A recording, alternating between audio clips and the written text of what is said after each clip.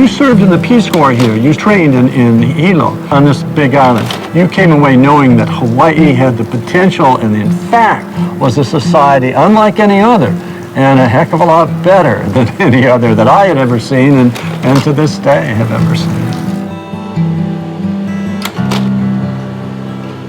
My experience in war was not a happy one because it involved devastation and killing. And here was an opportunity to make friends, a new twist in international relations. And I thought this might be the answer to many of our woes. How many of you who are going to be doctors are willing to spend your days in Ghana, technicians or engineers, and spend your lives traveling around the world? Not merely to serve 1 year or 2 years in the service, but on your willingness to contribute part of your life to this country, I think will depend the answer, whether a free society can compete. I think it can, and I think Americans are willing to contribute, but the effort must be far greater than we've ever made in the past. In the 10 years between 1962 and 1972, nearly 10,000 Americans flew to Hawaii's shores to study the cultures and languages of other countries. They were members of the United States Peace Corps. This is their story.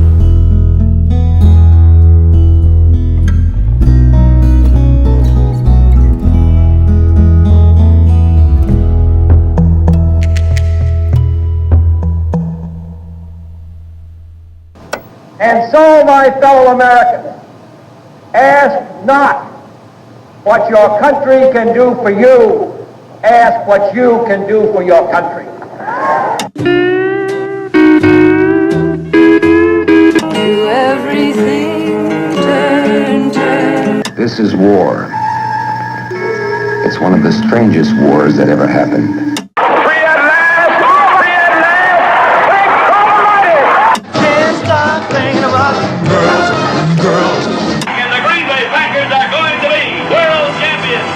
I have today signed an executive order providing for the establishment of a Peace Corps on a temporary pilot basis. I'm also sending to Congress a message proposing authorization of a permanent Peace Corps. This Corps will be a pool of trained men and women sent overseas by the United States government or through private institutions and organizations to help foreign countries meet their urgent needs for skilled manpower.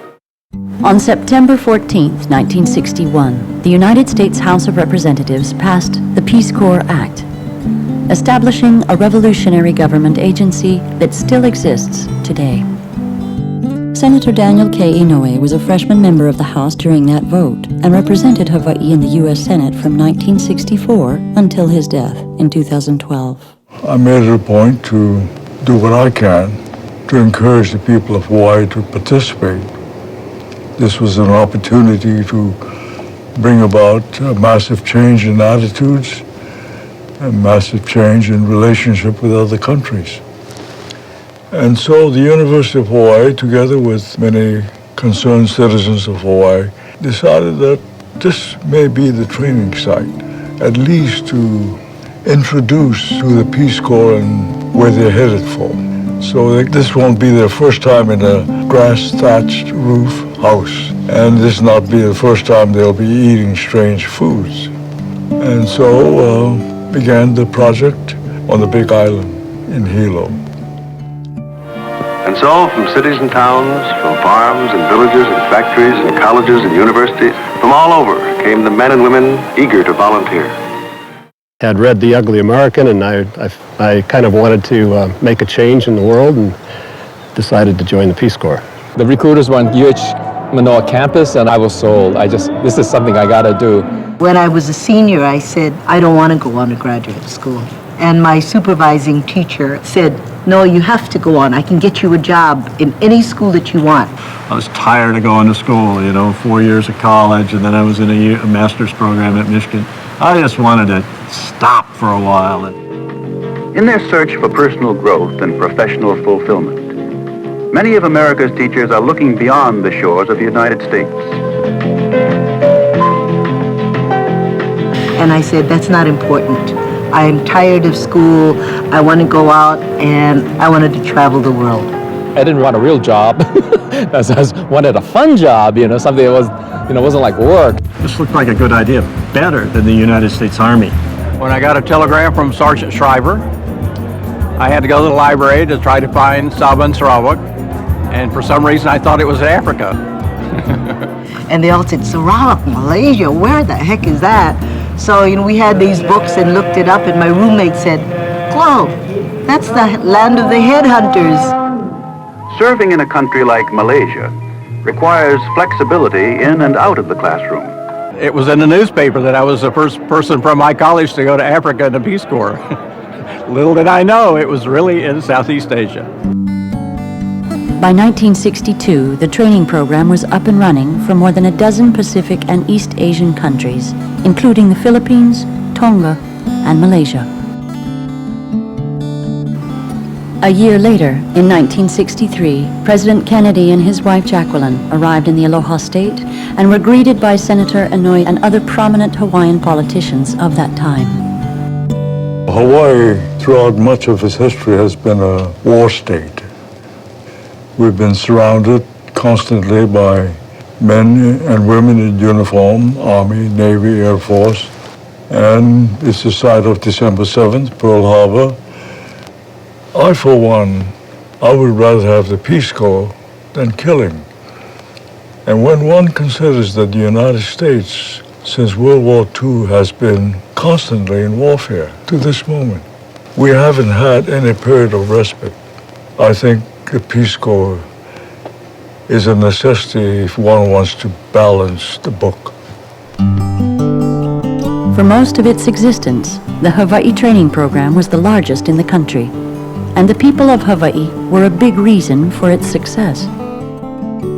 The attraction of the Hawaii location for training has always been its Aloha spirit and the way Peace Corps volunteers and staff were welcomed. You could get introduced partly to a lot of the things you would encounter overseas in a dose that was much more palatable than it would be when you get there. Food and the way people treat each other and the way you interact, all these things were reflected in the people of Hawaii, the Japanese, Filipinos, Chinese, Hawaiian. Hawaii had the climate. We had the hot, muggy days, cool evening breezes, and then you have the surroundings that look like where they were headed for. Coconut trees and palm trees and valleys and mountains. So it was a double whammy, a good one. I left Boston, Massachusetts on a cold, sleety October night. I got off in Hilo. I smelled the air and I said, I'm never going home. And I never did. But that first day when I looked up and down Wainui Avenue, I said, anybody who sees this and chooses to live someplace else is a damn fool. This was exotic. I mean, I hadn't seen the food, I hadn't seen the ethnic mix. You visit somebody in Hawaii, you got a luau, you got a meal. I mean, it was just, that's the way it was. And we weren't really ready for that. It was wonderful. I mean, it was just wonderful. Training programs took place on 5 of the 8 major Hawaiian islands: Oahu, Kauai, Maui, Molokai, and the Big Island of Hawaii. Hilo, the capital and largest city on the Big Island, was the geographic center of all Hawaii training. The staff was a mix of American intellectuals and teachers from the host country. Together, they taught cross-cultural studies, history, and intensive language courses, among other disciplines. While volunteers trained in more than a dozen locations throughout the Big Island, it was the lush valley of Waipio that was the most memorable for the trainees. The valley is sacred to Hawaiians and is often referred to as the Valley of the Kings. We had a rich cultural awareness that you seldom find in most settings on the mainland, and that's why Hawaii was so successful. Traditional Hawaiian practices such as pig roasting, taro farming, and fishing were taught by locals in the community. in a place called Miloli'i. We had a fishing village of Hawaiians who were interested in helping training a group of Peace Corps volunteers going to Fiji to assist in a fisheries project. There was another place, northern Hawaii, called Hawaii, where in the 1890s, Reverend Bond had a school for girls, a huge building up in a valley, triple canopy forest all around. We did 3 Philippine training programs in this marvelous location. On Molokai, we had a location that was a very ancient fish pond, and local residents were still using that fish pond in the way that the ancient Hawaiians used it. So it was a very diverse and attractive location for training. In addition to hands-on training, volunteers were also expected to be in peak physical shape. Peace Corps Director Sergeant Shriver visited the Hilo program and encouraged trainees to stay strong. The tendency of any organization, Dave, is to grow soft, to relax. We aren't going to let that happen to the Peace Corps. If we did, the volunteers would quit. They like it tough. They get in the best possible physical shape for their new way of life, which usually is more rigorous and more demanding than that they've been used to. The day after we arrived, we had our first forced march into the cane fields. We weren't used to being in any kind of tropical climate, and we thought we were going to expire before we were very far into that walk. I just remember arriving after a long day of travel. They put us on the floor, on the hardwood basketball floor at Hilo Intermediate, and that's where we slept. And during the night, there was a tsunami alert. So they woke us up at 3 o'clock in the morning. I thought it was like freshman hazing. I didn't know what was going on. I didn't know what a tidal wave was. And so I learned really quickly. A field selection officer determined whether a volunteer was mentally and physically ready for their service overseas. They were high-ranking psychologists from all over the United States who were flown in 3 times during each training period. It was a very rigorous process that the person went through, and they were looked at like they've never been looked at before in their lives or ever will be, both in terms of the FBI full field background checks and then during training the intensity of the scrutiny they were under. Everybody was super conscious of the deselection aspect of training. You didn't want to admit that you were getting tired or that the hikes were bothering you, or some people complained of the swimming requirements. They set us down in the dining hall and there were chopsticks on the table and no knives and forks. And it was like, well, folks, you're going to have to learn how to use these or you're going to starve. It was great training. We did. It worked. Oh, I would say 10% maybe got deselected, where if people weren't showing enough potential, they could be asked to leave the program. And also, the field selection officer flew in with a lot of information that we didn't have about the person's background.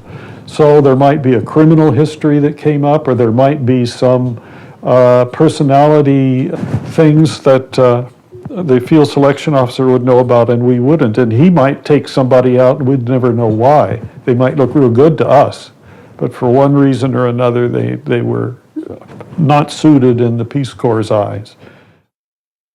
We had a Nepal training program, and I think that was one of the most difficult because the project director said to me, we've got to train them so that they don't return home, that they're able to adjust to Nepal. Find me living conditions that are really bad. And I would say, okay, in Napopo in Kona, we found a dwelling, broken windows, no electricity, no water. Perfect, he'd say. I'd say, oh my God. They had to hitchhike all the way up to the top where the civilization was, and they would have to bring down water to drink. It was really rough. And I swear, I can't believe how they got along, but they did. They became fast friends, and it hardened them to the conditions that they were going to face in Nepal. The exposure here was great for that, roughing it, as it were, because we did spend time in longhouses on the river systems, some people more than others. It would have been a real surprise, I think, to us had we gone straight from the mainland to Borneo without this in-between. We were spread out along the Hamakua coast in various old plantation villages. We lived in plantation houses. We were surrounded by Filipino bachelors in a Filipino village and cold water showers, but we had to cook for ourselves. But everybody was very, very embracing. I think that's the word. They had to fend for themselves, and they would make friends. They would learn about the community by asking questions, and it was just an orientation to a new place, but by the seat of their pants, you know. We were put in buses on apparently more than one occasion, but one day I remember particularly 2 or 3 of us in groups were dropped in little villages outside Hilo. We got off at the first little town and sort of knocked on doors, and a family called Reese took us in and took us to Kilauea and the Thurston Lava Tube, and provided a picnic lunch. They spent the day with us and dropped us at the training center. Now, where does that happen today? The Vietnam War cast a dark shadow over the early days of the Peace Corps. We like to talk about the Peace Corps only in terms of idealism, but I'm positive that in the minds of policymakers in Washington, in the minds of John F. Kennedy, it had something to do too with winning the hearts and minds of people in third world countries who were being wooed by both China and Russia, Soviet Union, and the United States. Same time, remember, on Oahu, at the University of Hawaii, Manoa, the East-West Center was born in 1960. Peace Corps training comes here in 1962. It was a time when this battle was on, if you will, to affect a region. And both institutions have had their feet set in the Cold War. At the same time, we were in the Peace Corps trying to, in our naive way, build world understanding and peace. Here, our own country was out there killing thousands of people, and young Americans were getting killed, and there was this horrible war going on, not all that far away from where we were posted. There were many people who looked upon this as an opportunity to participate in a worthy cause. Many of those who were campaigning and demonstrating against the war in Vietnam, this was their opportunity. I became involved in some very spirited discussions about the relative importance of what this young man or that young man was doing in a Peace Corps training program versus what he should be doing in support of the military service. The Peace Corps was a way to avoid the draft. For some people, that was the chief reason they were there. That wasn't the reason we wanted them there, but you know, we always helped them to maintain their draft status. And we had several tragedies where volunteers were extracted from very important Peace Corps assignments, sent to basic military training, and in some cases died for our country. But we had Peace Corps volunteers dying for our country also. And it happened, unfortunately, too many times. Occasionally, politics would find their way into trainings on the Big Island. Just in general, there was an intensity about people's feelings about international and national things. I remember going to a Peace Corps training site that was at Pepakeo, just north of Hilo. As I got on the training site, I was amazed to see a parade with Korean signs, red headbands, and banging garbage lids together with somebody carrying on an impassioned speech in Korean. I said, what is going on here? And it was a demonstration by the Korean training staff of the political scene in South Korea, that they wanted the trainees who are going to South Korea to be prepared to deal with. And it was not all make-believe. I think much of it was very sincere and very impassioned. 12-week training programs here were costly. We had multi-million-dollar contracts. The university was under some pressure to minimize costs of training. By 1972, those costs were too much, and nearly all Peace Corps trainings were moved to the host country. In-country training is the best. More and more all over the Peace Corps world, we are training more and more volunteers in-country. It provides real training directly related to the job. After all, training in the United States remains simply training in the United States.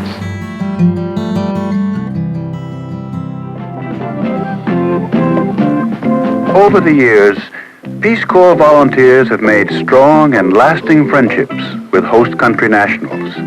It just works out that way. Despite diverse cultural backgrounds, people are people, wherever you go. You travel and you find out that the people there are different, and then when you break through the difference, you find out they're identical. I remember sitting with a guy living in a very primitive house, and we'd talk into the night, and invariably I would wake up the morning thinking, that guy living in this society and I have exactly the same concerns. Our families, our education, a future in which we can have a decent life. We have exactly the same concerns. It's only the experience of breaking through the differences that really help us to come together, and I think that that's one thing that many Peace Corps volunteers, if not all, bring back with them.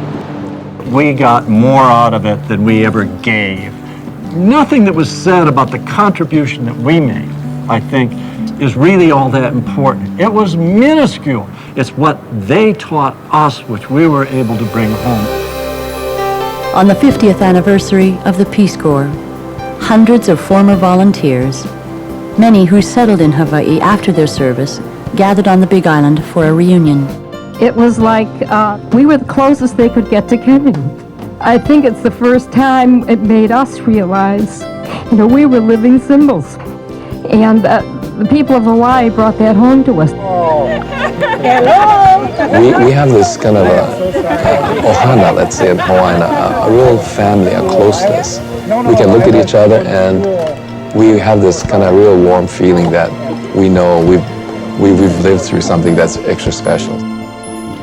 Each of us individually, I think, had a unique experience, but it lives with you forever.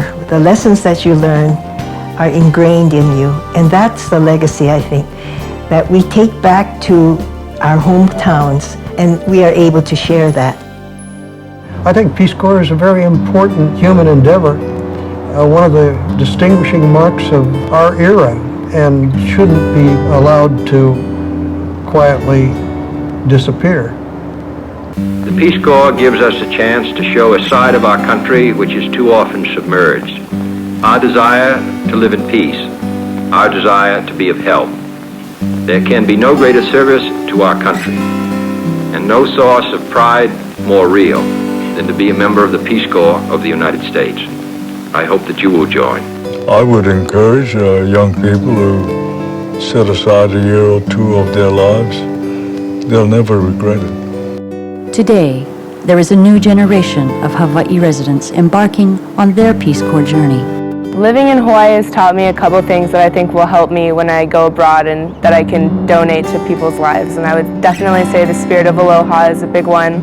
It's real, it's real here, and there are people that are very kind and understanding, and you just have to learn to not be biased about things and to just respect people always, and you'll be respected if you do that yourself. Despite being a small state, Hawaii continues to send at least 25 volunteers a year to serve in the Peace Corps. Since 1961, Hawaii has sent more than 1,500 volunteers abroad.